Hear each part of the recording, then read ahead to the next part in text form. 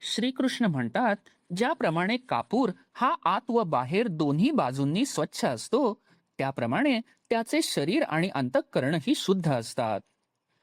तशा प्रकारचे शुचित्व त्याच्या ठिकाणी असते.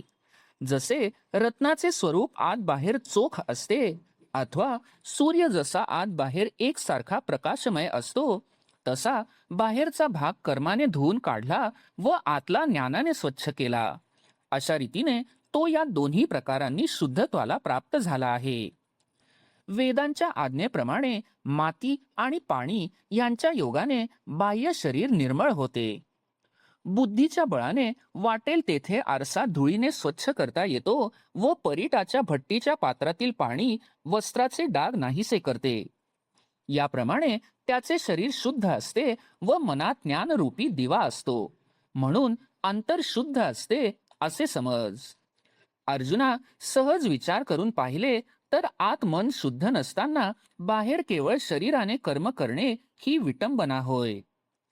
प्रेतास जसे अलंकार घालून सजविले, किंवा गाढवाला जसे तीर्थात स्नान घातले, अथवा कडू असलेल्या दुधी भोपळ्याला जसा गुळाने चोपडला, ओसाड घराला जसे तोरण बांधले, उपाशी मनुष्याच्या अंगाला बाहेरून अन्न चोपडले, विधवा स्त्रीने कुंकू व शेंदूर लावला, आतून पोकळ व बाहेरून सोन्याचा मुलामा दिला आणि त्या कळसाला उगाच दिखाऊ चकाकी आणली, शेणाची फळे तयार केली व त्यांना बाहेरून रंग देऊन हुबेहूब फळांसारखी दिसणारी केली, तरी त्यांना घेऊन काय करावयाचे आहे?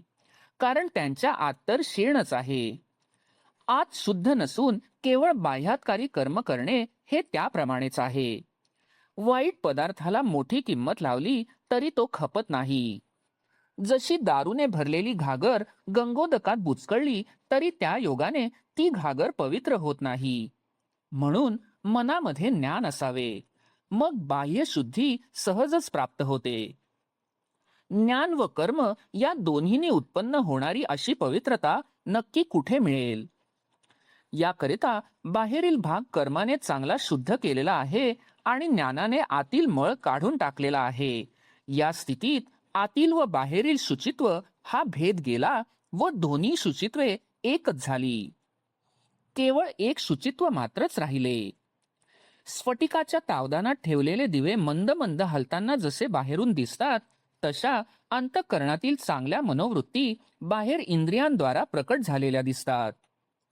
ज्या ज्या योगाने संशय उत्पन्न होतो, ज्या योगाने वाईट मनोविकार उत्पन्न होतात, ज्या योगाने कुकर्माची बीजे अंकुर घेतात, ज्या योगाने निषिद्ध कर्माकडे प्रवृत्ती होते, अशा ज्या गोष्टी ऐकल्या, पाहिल्या किंवा भेटल्या, तरी त्या योगाने ज्याप्रमाणे मेघांच्या रंगाचे डाग आकाशावर पडत नाहीत, त्याप्रमाणे मनामध्ये काही विकार उत्पन्न होत नाहीत. एरवी इंद्रियांच्या संगतीने विषयांचा संबंध त्याला जरी पडला तरी तो विटाळाच्या विकाराने लिप्त होत नाही.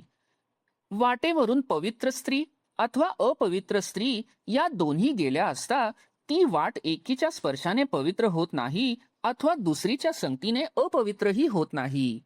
ती वाट दोघींपासून अलिप्त असते. त्याप्रमाणे अलिप्तपणाने व्यवहारात वागण्याचे त्या मनुष्यास ठाऊक असते. एकच तरुण स्त्री पतीला व पुत्राला आलिंगन देते, परंतु पुत्राला आलिंगन देते वेळी तिच्या मनात जे पुत्राविषयी प्रेम असते, त्या प्रेमात कामाचा स्पर्श नसतो. त्याप्रमाणे त्याचे हृदय शुद्ध असते. संकल्प व विकल्प या दोघांची त्या अंतःकरणास ओळख असते.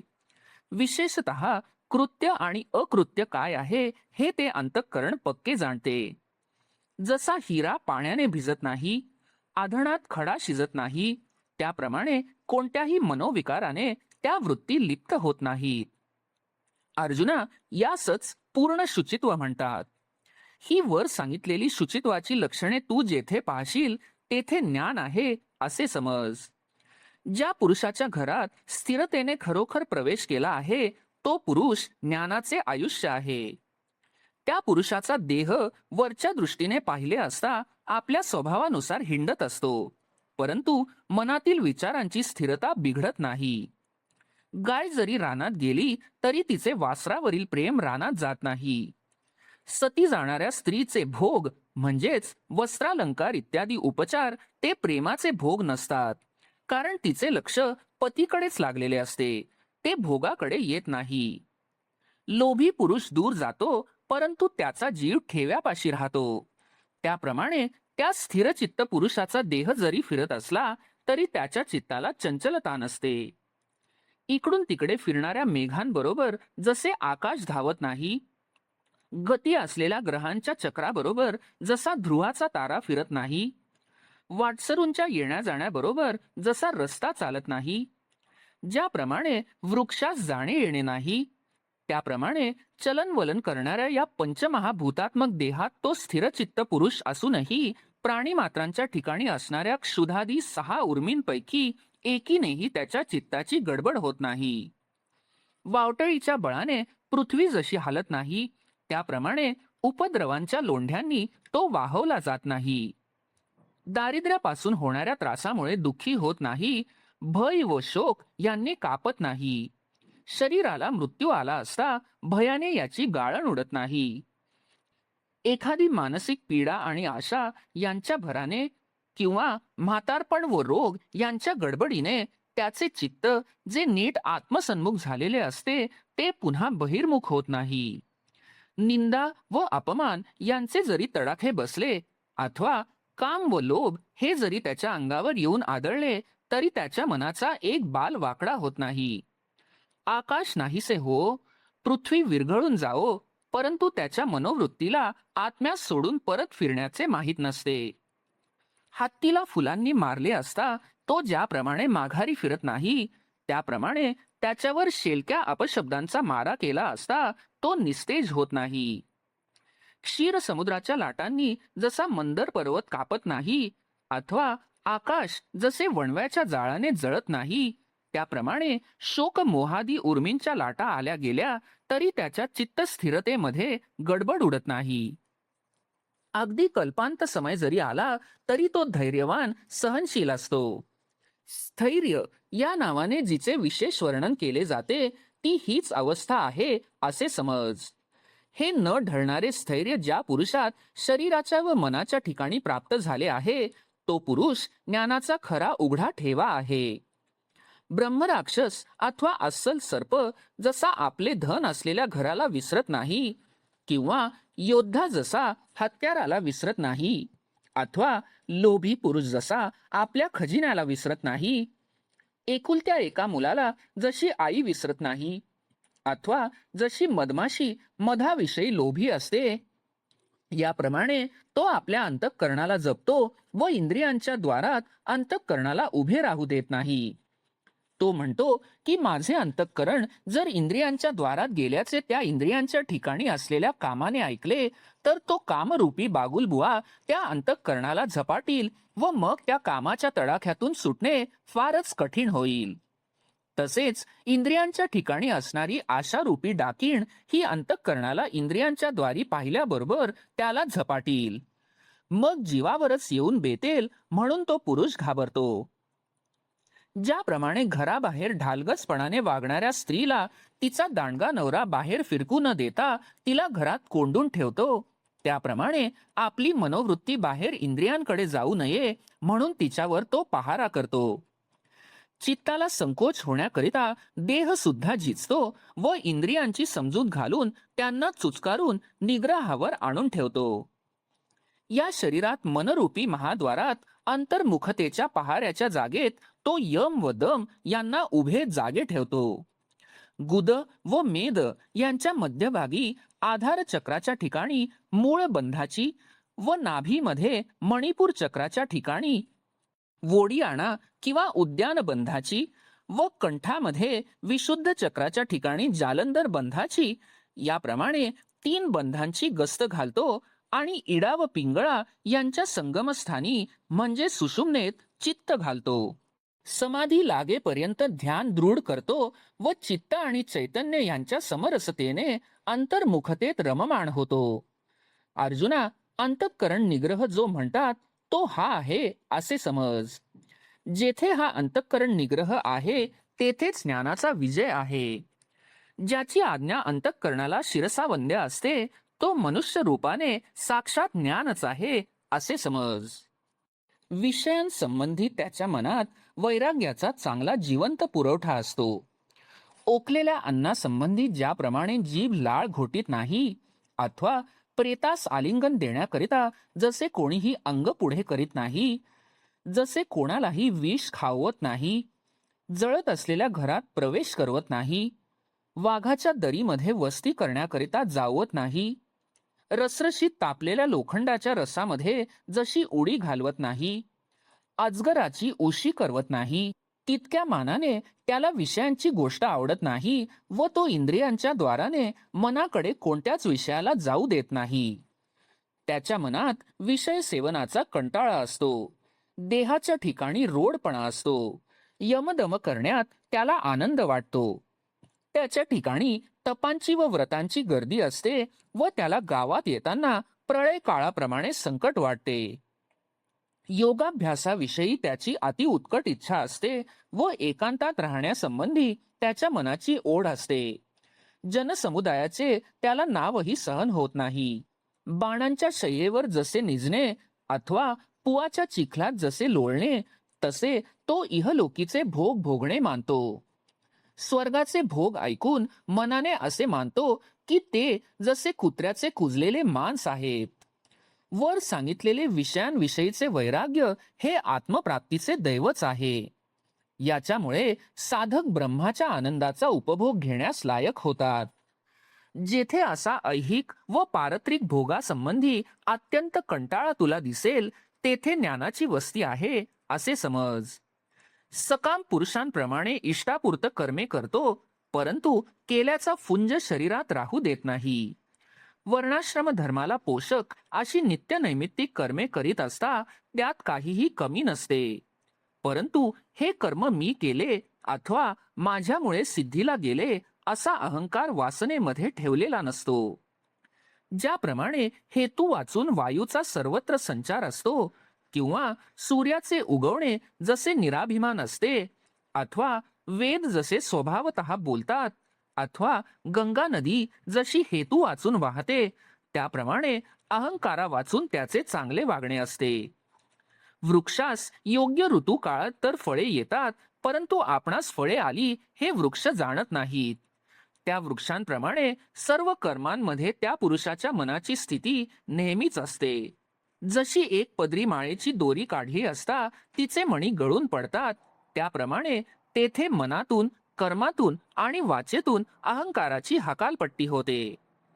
ज्याप्रमाणे आकाशातील ढग आकाशात चिकटल्याशिवाय असतात, त्याप्रमाणे देहात झालेली जी त्याची कर्मे, त्या कर्मांच्या ठिकाणी त्याचा अहंकार असल्याशिवाय ती कर्मे असतात.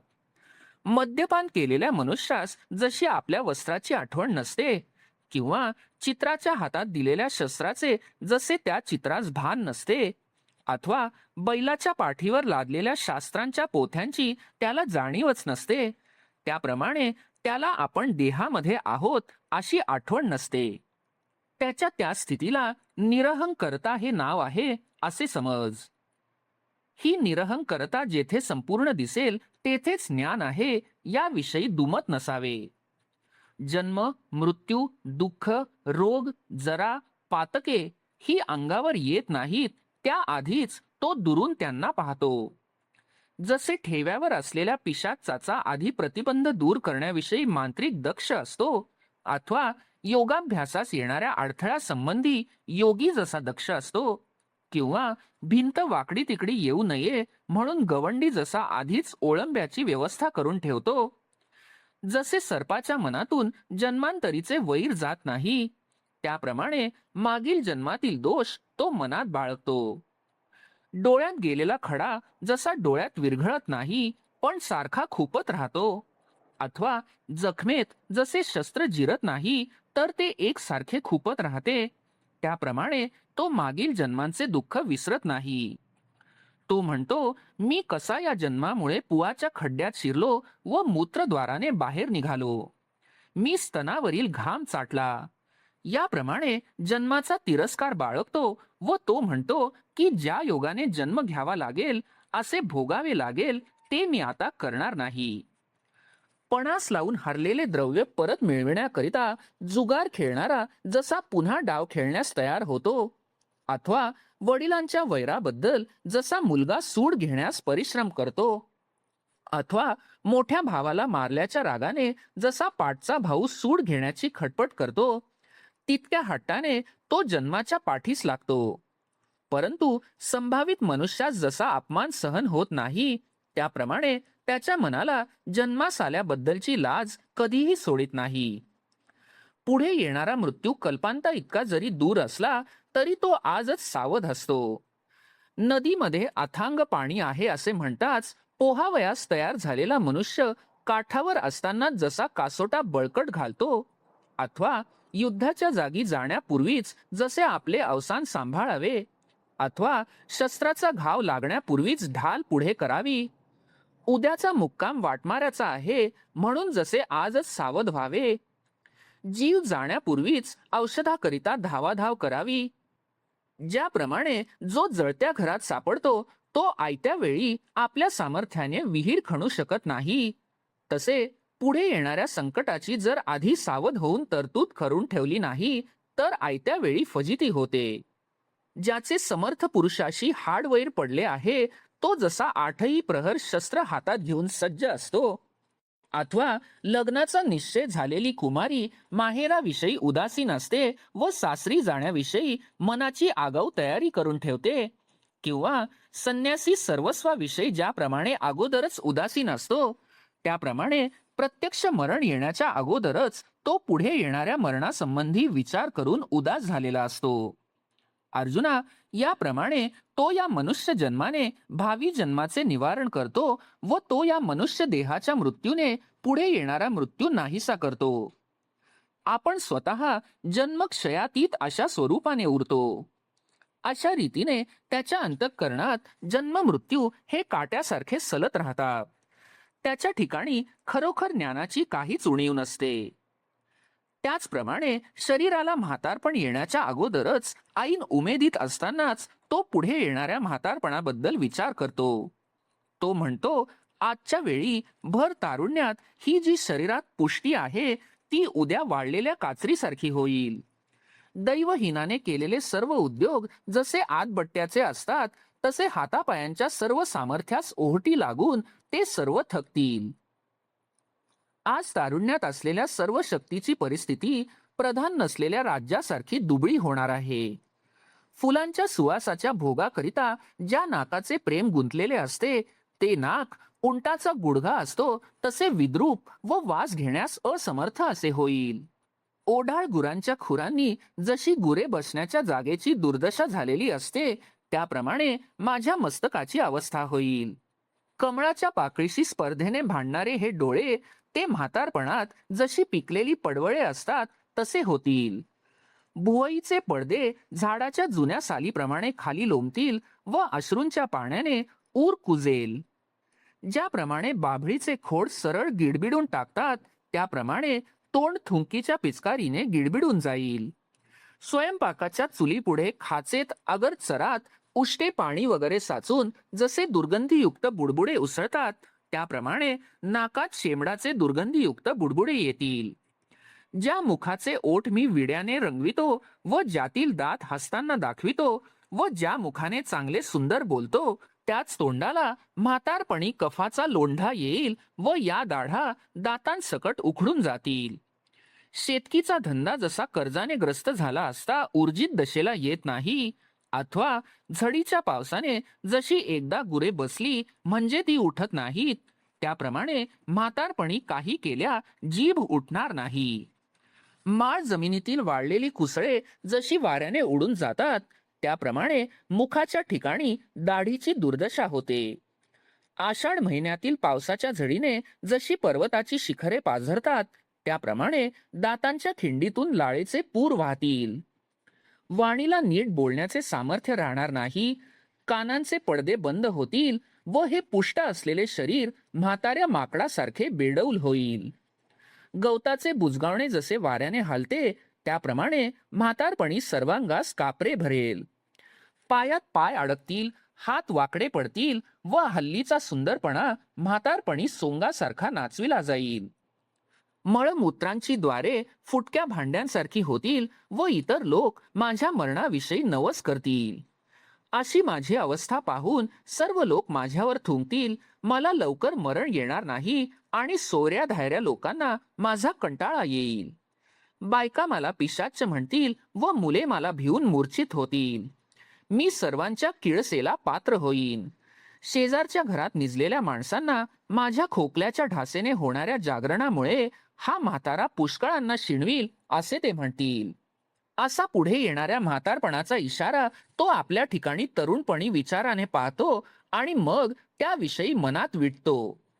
तो मनात म्हणतो, उद्या ही वृद्धावस्था येईल आणि सध्याची तारुण्यावस्था विषय भोगात निघून जाईल. मग आपले हित साधण्यास काय उरणार आहे. म्हणून बहिरेपणा आला नाही तोपर्यंत सर्व ऐकण्यास योग्य असेल ते सर्व ऐकून घेतो. पांगळे झालो नाही तोपर्यंत आपणास देवस्थाने, तीर्थे वगैरे ठिकाणी जावयाचे असेल तेथे जातो. जोपर्यंत दृष्टीचे सामर्थ्य टिकून राहिले आहे तोपर्यंत जितके पाहावयाचे तितके पाहून घेतो. वाचा बंद होण्यापूर्वी सुभाषिते पाठ करून घेतो. हात लुळे होतील ही पुढील गोष्ट त्याला थोडीशी कळते आणि म्हणून तो हातांनी दान इत्यादी सर्व सत्कृत्ये करून टाकतो. अशी अवस्था पुढे येईल त्यावेळी मन वेडे होईल. तेव्हा त्याच्या आधीच तो शुद्ध आत्मज्ञानाचा विचार करून ठेवतो. जसे चोर उद्या द्रव्यावर तुटून पडतील म्हणून आजच आपली संपत्ती आपल्यापासून दूर करावी, अथवा दिवा गेला नाही तोच झाकापाक करून ठेवावी, त्याप्रमाणे म्हातारपण यावे आणि मग जे व्यर्थ जावे ते आत्ताच तारुण्यातच त्याने सर्व हातावेगळे करून टाकले. म्हातारपण येईल व जन्माला आले पण व्यर्थ जाईल, कारण 100 वर्षे आयुष्य आहे तेव्हा भर जवानीत मजा करू व नंतर परमार्थ करू असे म्हणणारा तो तरी शतायू आहे की नाही हे कोणास ठाऊक. तिळाचे झाड एकदा झाडून त्यातील सगळे तीळ निघाल्यावर पुन्हा जर ती कोळे झाडली तर त्या कोळांच्या बोंडातून जसे तीळ निघत नाहीत, तसेच अग्नी जरी असला पण एकदा राखुंडी झाली तर मग तो कोणत्याही पदार्थात जाळू शकत नाही. त्याप्रमाणे तारुण्यात शक्ती व बुद्धी विषय सेवनात खर्च झाल्यावर म्हातारपणात शरीर काय करील. असे वृद्धावस्थेत होणाऱ्या दुर्दशेचे त्याला तारुण्यावस्थेत स्मरण असल्यामुळे जो वृद्धावस्थेने ग्रासला जात नाही त्याच्या ठिकाणी ज्ञान आहे असे समजावे. त्याचप्रमाणे नाना प्रकारचे रोग पुढे अंगावर आदळतील तेव्हा ते रोग येण्याच्या आधीच तो आरोग्याचा उपयोग करून घेतो. सापाच्या तोंडात एखादा पडलेला पदार्थ प्राप्त झाला असता शहाणा मनुष्य जसा तो पदार्थ टाकून देतो, त्याप्रमाणे ज्या स्नेहाच्या योगाने वियोग व दुःखे, विपत्ती व शोक ही पोचली जातात, तो स्नेह टाकून तो समाधान वृत्ती ठेवून उदास होऊन राहतो. ज्या ज्या इंद्रियांच्या द्वाराने निषिद्ध आचरणे आपला चंचू प्रवेश करतील त्या त्या कर्म करणाऱ्या इंद्रिय रूपी बिळात निग्रहाचे धोंडे ठोकून तो ते प्रवेशाचे मार्गच बंद करतो. अशा अशा सामग्रीने त्याचा वागण्याचा प्रकार असतो. तोच ज्ञानरूपी ऐश्वर्याचा मालक आहे असे तू समज. आता आणखी एक ज्ञानाचे लोकोत्तर लक्षण सांगतो ते ऐक. बिराडी बसविलेला वाटसरू जसा त्या बिराडाविषयी उदास असतो तशा प्रकारे तो स्वतःच्या शरीराविषयी उदास असतो. वाटेने जात असता मध्येच प्राप्त झालेल्या झाडाच्या सावलीवर ज्याप्रमाणे वाटसरूची आस्था नसते त्याप्रमाणे ज्ञानी पुरुषाचे स्वतःच्या घरावर किंचितही ममत्व नसते. आपली सावली आपल्याबरोबर नेहमी असते, परंतु ती आपल्याबरोबर आहे याची आपल्याला खबरही नसते. त्याप्रमाणे त्याच्या स्त्रीविषयी त्याला आसक्ती नसते. त्याला जी मुले बाळे झालेली असतात त्यांना तो खरोखर वस्तीला आलेल्या वाटसरूप्रमाणे मानतो, अथवा झाडाखाली बसलेल्या गुरांसंबंधी झाड जसे उदास असते तसा तो ज्ञानी प्रजेसंबंधी उदास असतो. वाटेने जात असता काही घडलेल्या गोष्टीविषयी एखादा ठेवलेला साक्षीदार ती गोष्ट पाहूनही त्याविषयी जसा अनासक्त असतो तसा तो सर्व ऐश्वर्यात नांदत असूनही अनासक्त असल्याचे दिसते. राघू जसा पिंजऱ्यात असतो तसा तो वेदाज्ञेला भिवून संसारात असतो. एरवी ज्याचे स्त्री पुत्र गृहादिकांवर प्रेम नसते तो पुरुष ज्ञानाला आधार आहे असे समज. महासागर जसे उन्हाळ्यात व पावसाळ्यात सारखेच भरलेले असतात, त्याप्रमाणे त्याच्या ठिकाणी प्रिय व अप्रिय गोष्टी सारख्या असतात.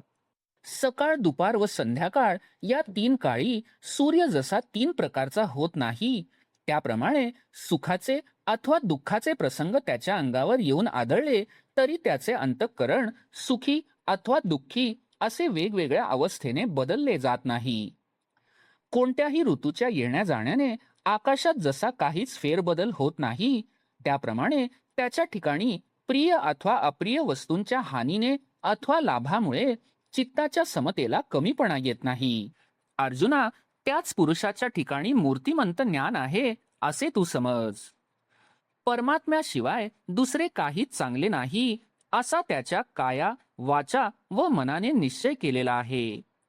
त्याचे शरीर, वाचा व मन या तिघांनी वरील प्रमाणे प्रतिज्ञापूर्वक शपथ घेतली आहे आणि एका परमात्म्या वाचून आणखी कशाची इच्छा ते करीत नाहीत. त्याचे अंतःकरण परमात्म्याशी अगदी जखडून राहिले आहे. त्याने आपले व परमात्म्याचे एक अंथरूण केले आहे, म्हणजेच परमात्म स्वरूपी अनुरक्ततेने तल्लीन होऊन गेला आहे. पतीकडे जाताना पतिव्रता स्त्रीला शरीराने व अंतःकरणाने जसा संकोच वाटत नाही, त्याप्रमाणे तो परमात्म्याला एकनिष्ठेने अनुसरला आहे.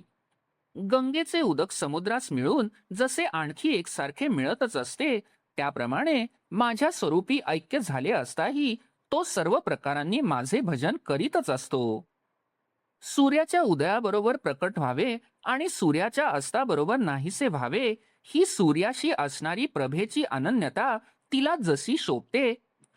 पाण्याच्या सपाटीवर मौजेने हालत असलेल्या पाण्यास लोकांच्या दृष्टीने लाटा असे म्हटले जाते, तथापि खरा विचार करून पाहिले तर ते पाणीच असते. तो याप्रमाणे एकनिष्ठ असतो, म्हणजे तो माझ्याशी ऐक्य पावूनही माझे भजन करतो. अर्जुना, तोच मूर्तिमंत ज्ञान होय. तीर्थे, पवित्र किनारे, तप करण्याच्या शुद्ध जागा आणि गुहा या ठिकाणी त्यास राहावयास आवडते. डोंगराच्या बगलेतील गुहांमध्ये व सरोवराच्या आसपास तो प्रेमाने राहतो. शहरामध्ये येत नाही. त्याची एकांतावर फार प्रीती असते व त्याला लोकांचा कंटाळा असतो. तो मनुष्य रूपाने ज्ञानाची केवळ मूर्तीच आहे असे समज.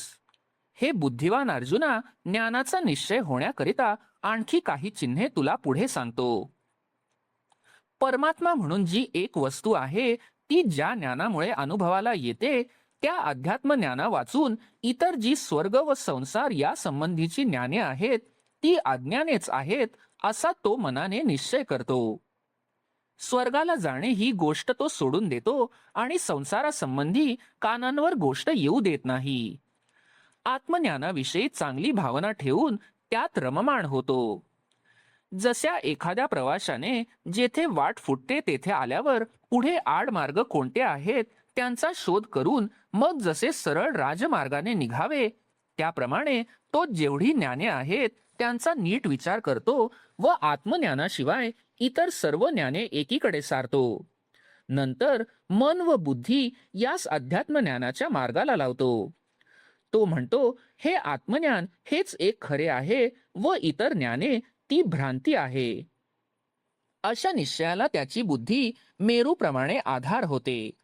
याप्रमाणे त्याच्या बुद्धीचा निश्चय अध्यात्म ज्ञानाच्या द्वारात आकाशातील ध्रुवाच्या ताऱ्याप्रमाणे स्थिर राहिलेला असतो. त्याच्या ठिकाणी ज्ञान आहे या माझ्या बोलण्यात आड पडदा आहे असे अर्जुना तू म्हणशील, तर एक लक्षात घे की त्या पुरुषाचे मन ज्ञानाच्या ठिकाणी स्थिर झाले तेव्हा तो पुरुषच ज्ञान झाला. तरी ज्ञानाच्या ठिकाणी मनाची स्थिरता झाली असता जी स्थिती प्राप्त होते ती स्थिती ज्ञानाच्या ठिकाणी स्थिरता होत असण्याच्या वेळीच होते असे नाही. तरीही ज्ञानाची व ज्ञानाच्या ठिकाणी मन स्थिर होण्यास प्रारंभ झालेल्याची योग्यता सारखीच आहे. शुद्ध आत्मज्ञान जे एक फळ उत्पन्न करते ते फळ म्हणजे ज्ञेय किंवा ब्रह्म होय. त्या थेट ज्ञेयापर्यंत त्याची दृष्टी नीट जाऊन भिडते. वास्तविक ज्ञानाविषयी मनात समजूत पटली असूनही जर ज्ञानाने जाणण्याच्या वस्तूचा मनाला नीट बोध होत नसेल तर तो ज्ञानाचा लाभ झाला असला तरी देखील आमच्या मनाला नीटसा पटत नाही. आंधळ्याने आपल्या हाती दिवा घेतला तरी त्याचा त्याला काय उपयोग? त्याप्रमाणे आपल्यास झालेले ज्ञान जर ज्ञेय दाखवू शकले नाही, तर ते ज्ञेयाचे ज्ञान म्हणून जे जे काही ते हेच असा ज्याचा निश्चय असतो, त्याचा तो असला निश्चय सर्व व्यर्थच जातो. जर ज्ञानाच्या प्रकाशाने परमात्म्याच्या ठिकाणी बुद्धीचा प्रवेश होत नसेल, तर ती बुद्धीच आंधळी होऊन राहिली आहे असे म्हणावयास हरकत नाही. म्हणून ज्ञान जेवढे दाखवील तेवढे सर्व ज्ञेय वस्तूच असते, परंतु ती ज्ञेय वस्तू पाहिल अशी बुद्धी शुद्ध पाहिजे. याकरिता निर्मळ ज्ञानाने दाखविलेले ज्ञेय जी पाहते, अशा शुद्ध बुद्धीने जो संपन्न आहे, जेवढा ज्ञानाचा विकास आहे तेवढाच ज्याच्या बुद्धीचा विकास झालेला आहे, तोच ज्ञानाचे रूप आहे हे तू समज. एवढेच काय, परंतु ज्याच्या बुद्धीत ज्ञानाचा प्रकाश पडल्याबरोबर ज्याची बुद्धी ब्रह्मस्वरूपाला जाऊन भिडते, तो परब्रह्माला हातोहात जाऊन भेटतो.